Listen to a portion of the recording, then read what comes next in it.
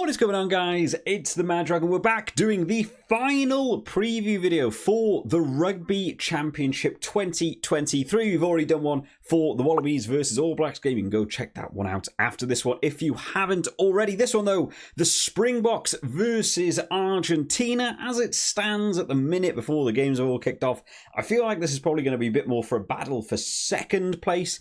I would be genuinely astonished if Australia pulls something out of the bag and managed to beat New Zealand, but not, to write them off completely. But I'm really feeling like New Zealand are probably going to win that game, take the championship with them. So this will be probably more of a battle for second, but it's still a big game of two tier one nations. They'll both want to put their all into it. So starting out then with the home team, South Africa last week lost to New Zealand in a pretty good game by New Zealand. I would say they deserved to win that one. They had control in that opening 20 minutes. South Africa put under a big amount of pressure in that opening 20 minutes. 93% possession to the All Blacks, 17-0 on the board. Really hard to come back. They did have a bit of a bounce back after that second half, putting on the replacements, re-energizing the team, but New Zealand finishing out strong and South Africa just falling short. Now then, going into this week, there's a lot of stuff they'll want to work on. A couple of the issues that were plaguing them last week, just getting their hands on the ball. New Zealand really held on to the ball, so they'll want to be working better at that breakdown to try and get more jackal penalties,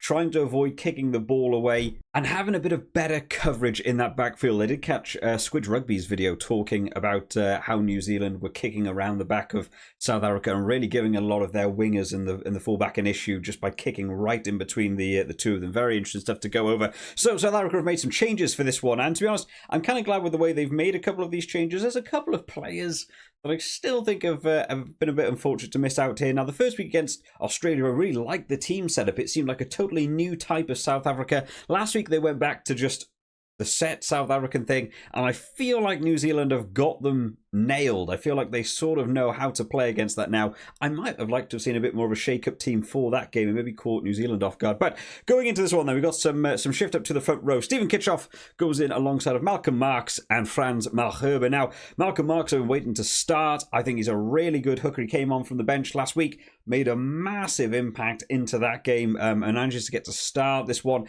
They'll want to get that platform at the set piece working really well, going against Argentina, who are also scrummaging well. They're getting involved in the line out, so they'll want to try and take that platform early on, give themselves the absolute platform to launch on, but also put in the referee's mind that, yeah, we're in charge, we're wanting to take over this one. And I think moving Malcolm Marx into starting is a really good way to set about having a strong foothold right at the start of the game. In the lock department, Eben Etzebeth continues at number 4 alongside of Marvin Ori this week. Now, Eben Etzebeth, of course, played last week after losing his father. There was a big question about whether he would play. Took the team out last week, captained as well. He was certainly making some big tackles in that game. I wouldn't have wanted to have run at him in that game, but that will have obviously been something on his mind, at that point in time, and it's probably still there, but at least he's had an extra 2 weeks now. Just have a bit of time for some grieving, a bit of time with the family and what have you. Nice to see that he's still starting this game, wants to finish off the Rugby Championship strong. In the back row, Marco van Staden goes in alongside of Pieter Steph du Toit and Dwayne Vermeulen. So a pretty hefty back row there. So quite a few changes in the forward pack. 5 changes to that starting end, and it's looking a little bit more reminiscent of what we got to see against Australia. So I'm looking forward to see how this pack goes on against Argentina. In the halfback partnership, Grant Williams goes in alongside of Marnie Libbok. Now, I'm so glad to see Libbok back in. I was really, underwhelmed with. He's had such a good performance against Australia. I thought he was running the team really well from his 10 position. And then last week, Valemsa was starting at fly half. A lot of people were sort of like, who's the dedicated kicker? Didn't really seem like it was known. Valemsa's picked at 10. But it didn't feel like he was allowed to do any of the 10 things. He wasn't allowed to kick the ball to touch. That was Faf de Klerk's job. Wasn't allowed to kick to post because Colby or Faf de Klerk was doing that. He wasn't like the main distributor because Villy LaRue was doing that. It just sort of felt a bit aimless. I felt a little bit bad for him. I'm not sure whether he knew how to run that because he's played 10 before and I thought run games well. It didn't feel like he was used very well at all in that game. Marnie Libbok coming back in. I'm really hoping we get to see similar to what we did in that Australia game. But looking forward to see a bit more from Grant Williams as well because a lot of people are talking quite a lot about him, so I'm looking forward to seeing a bit more just from my own personal perspective. Centre partnership, interesting here. Damien de Allende going in alongside Jesse Creel. Now, Lacania moved to the bench. Damien de Allende, didn't have the best game going up against New Zealand. A couple of issues for him. That dropped catch immediately rushes to my mind with the ball bobbling away from him. One player that I don't know what he's done wrong, Esterhuizen. I thought he had a really good game against Australia. I was very impressed. They went up against New Zealand and he got dropped. And I was like, oh, okay, I kind of see that they wanted to go for the set team, you know, the ones they're going to stick with, the ones they know what they're dealing with. But okay, I think he still could have played that game.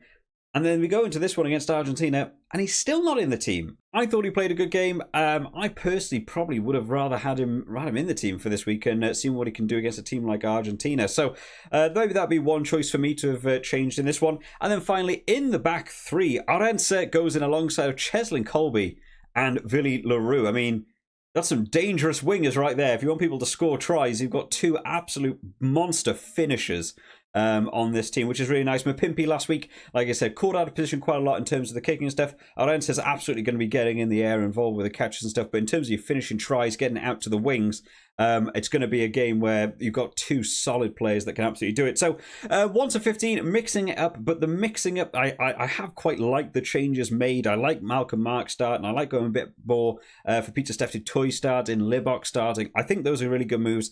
I might have wanted to see Esterhuizen start, though. I think that might have been the only change I maybe would have wanted to have going into this one. In terms of the replacements, then, we have Bongi Mbonambi, Trevor Niakane, and Vincent Koch coming in. So, you know, absolutely power forwards coming in. It's one thing they really do have in South Africa is that depth in their forwards. But Mbonambi's lineouts weren't the best in the Australia game. I felt like Malcolm Marx had more impact in that game against New Zealand. Yeah, I think this is the right way around. I would have Malcolm Marx starting this one. In terms of replacement forwards alongside them, we have Quagga Smith and RG Sneeman. Now, they've gone for the 5-3. Did surprise me a little bit. Maybe they've seen how much Argentina want to play with the ball in hand and utilise the back, so it's going to be a bit more of a pacey game. Maybe it's not just going to be a forward-on-forward game like maybe you would have expected a few years back. But Faf de Klerk, Lacania Am, and Damien Valemsa coming in there to bolster the team in terms of the back. It's nice to see that Faf de Klerk actually recovered from his very weird injury that he had, where he, like, I felt like he was trying to earn one of those cheap penalties by, like, falling over a player rolling out, but actually ended up injured himself. I don't know what happened there, but it looks like he's back in the team. Lacania Am to cover centre. Again, you know, I know it's nice to bring on, you know, a level-headed player later on in the game. I feel like this could be another area where Esterhuizen could have been on the bench and brought him on early. Maybe had like Esterhuizen and Jesse Creel play together and seen how they work together, and you had two separate partnerships. Maybe that's what I would have gone for. And then finally, in Damien Valença, of course, he's, you know, cover your 12 or your 10. So I guess you've got a new sort of centre partnership there if there was massive damage. But it's a pretty stacked South African team. They've just made a number of switches. I do like the switches they have made, but yeah, I think key takeaway for me there, Esterhuizen not making the team. Bit of a surprise for me. On to Argentina then, who last week came away with a win against Australia. I've been a little bit annoyed about the narrative I've seen everywhere. It seems to be a big thing across all the social media pages that they clinched it at the end and they came back to win. I really felt like they actually had a much improved game and they actually played really well, and just small issues for them were letting them down. The pass that went loose for Nawakaniza Wase to run the length of the field, you know, is something you shouldn't be seeing in international rugby. It's a great read by him, absolutely. But that's absolutely on the Australian 5-metre line. You could deduct 7 from that in most other games. The try that Nick White got off the back of the scrum was just poor defence. It's just a momentary lapse. No one's covering the scrum half and he ran over for his try. I don't think it's unfair to say there could have been a 14-point shift in that game had Argentina had the defensive, you know, strategy set up that we got to see against some games like against New Zealand last year or the year before, where they've absolutely nailed on their defence for game. So I think it was more small issues from them exploited by Australia than, you know, necessarily Australia dominating the game and they clinched it at the end. But they'll want to continue their winning ways this week with a pretty set team in terms of your forwards. Only one change in the forwards this week. Gaggio, Montoya and Gomez Cordella will be making up that front row, hoping for another good scrummaging week. Lucas Paulos comes in the lock department alongside Lavanini, which is nice to see. I was a little bit worried they weren't going to be mixing up their lock department. They've got other locks waiting in the wings, but Alamano and Lavanini are just so set in being in this team. Sometimes I feel like they don't give the opportunities to the other lads enough. I'm so glad to see Lucas Paulos actually getting a game starting this week. And then in that back row, Pablo Matera, Grandrona, and Juan Pantin Gonzalez. Now these lads, you know, were working hard last week, going through the phases. There was a very nice game plan from them to just keep the ball in hand, don't give it back to Australia. And the breakdown situation for Argentina was looking really nice. They weren't getting turned over that much. There was a couple of issues with, James Slipper especially was getting involved in there. But for the majority of the breakdown situation, Argentina were absolutely crushing it. They weren't letting Australia have the ball back and were putting them under big pressure every time Australia had the ball. Felt like they just had to sort of kick it away or do something with it. So I'm really liking what they can do. South Africa will be another similar team that will want to compete to that breakdown, want to get those penalties. So they'll need to back that defense again in terms of the breakdown. In the halfback partnership, Bazan Velez goes in alongside Santiago Carreras. In the centre partnership, we do have some switching around though. Choco Barras comes in alongside of Lucio Cinti. So De La Fuente not in. I think De La Fuente got a try last week, right? I just can't think of that off the top of my head. I think he got his try and crashing over the line against Australia. So he's no longer in the starting team, but looking forward to see this switch up. And then in the back three, a name I've been waiting to see, Juan Imhoff, who is a little bit of lightning in a jar for a wing. He's got an incredible amount of speed. Just, again, one of these players that I feel like teams might not utilize correctly. If Argentina fancy a game where they're going to go through the forwards and just, go down that route, that's absolutely fine. If you want to ship it out wide, Imhoff is someone that can create massive issues for a defence, but you've got to give him the ball early. He's got to get up to speed. He's incredibly fast. He's got some great steps. But I have seen games where he's played before where all that happens is the ball gets out to him too slow. By the time he receives it, someone's already on him. It's sort of like Will Jordan for New Zealand. It's no good getting the ball to him when he's got two people defending him. Give him some room, let him do some magic. Really looking forward to see what he brings to this game. On the right wing, Mateo Carreras. And then finally in that fullback position, Juan Cruz Malia. Now, no Boffelli. I know he took that big knock when he tackled Ikitau in the Australian game.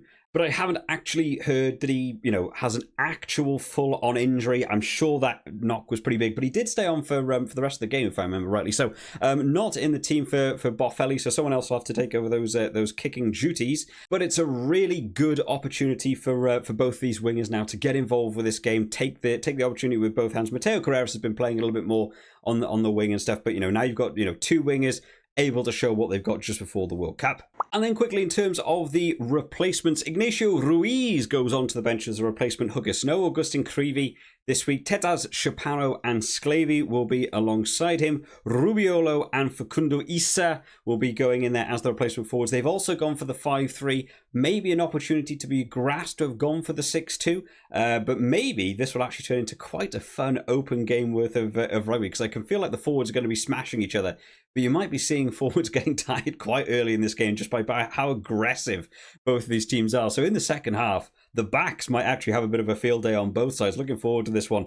In terms of the replacement backs, then Bertrano goes in alongside Thomas Albornoz and then Matthias Moroni in that 23 show, which he seems to have been in for quite a bit across this championship, right? So Nicolas Sanchez also not in this team. So in terms of kicking duties, I assume Carreras is going to be taking the kicking duties. I'm not entirely sure who else is got a good kick towards post in terms of my Argentinian knowledge.